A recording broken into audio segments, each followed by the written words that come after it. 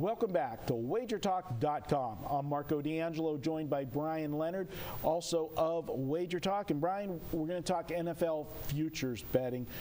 The playoffs are starting. It's wild card weekend. And I know a lot of people like to look at these teams and try to find a sleeper and bet them to win the Super Bowl. They see those odds, that are sitting up there that look big and enticing, want to throw $100 to win big money.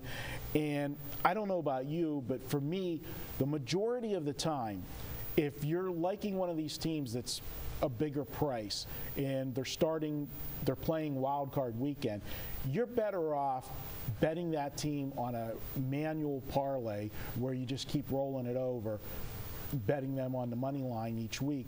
That you start with that $100 bet that you would have, you're going to end up with more than what Vegas is giving you on the futures price. So what's your thought? Yeah, I agree. And also shop around.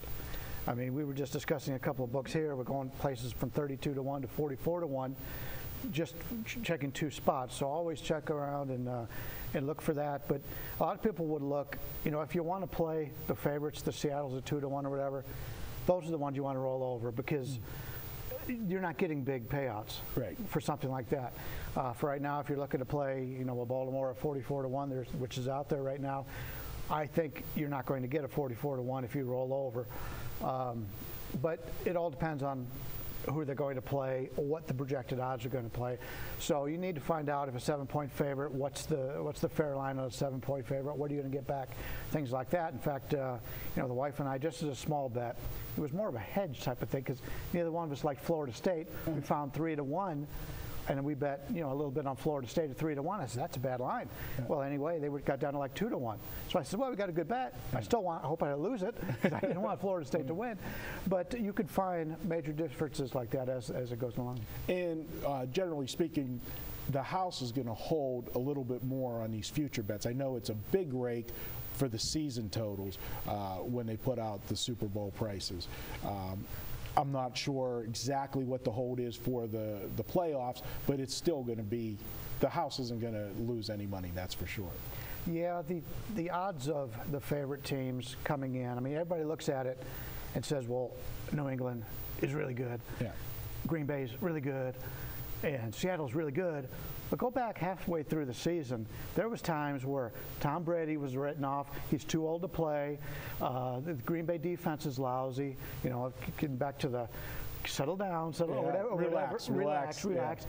In Seattle at one point, and even I got to the point where I said, this isn't the same team as last year.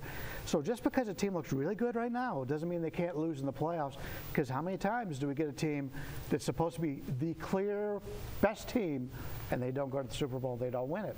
So betting those short favorites going into the futures, I think, is a way to lose some money. Absolutely. The value's just not there. And then you get a team like, look at an example last year where you got a team that was a very good team but went in as a wild card against Seattle, San Francisco, because you had two very good teams. One, they both can't win the division. One of them's got to win the division. The other one's going to, have to go the wild card route.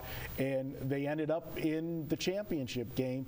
And if you would have went with San Francisco, more so on the rollover because they were playing their games on the road, you're going to make more money. And that's the key. If you like one of these wild card teams that you think can win on the road the first round, definitely, to me, I think you got to look at the money line because you're going to get a big price this week, and then you're going to get an even bigger price next week because you're going to a better seed. Yeah, if you're a wild card, next week is the week that's the real struggle because the other team has that extra week to prepare. So just do the math. I mean, it's pretty common. There's places out there where you can get the actual numbers on a 7-point home favor or whatever, and there's power ratings out there. So it's not that hard to figure out, get a good idea of where you think these lines are going to be.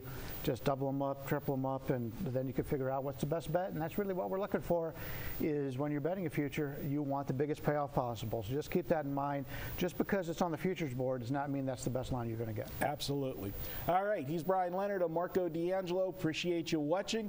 We'll be back with more, informative videos like this on different betting angles and techniques to make you a smarter bettor.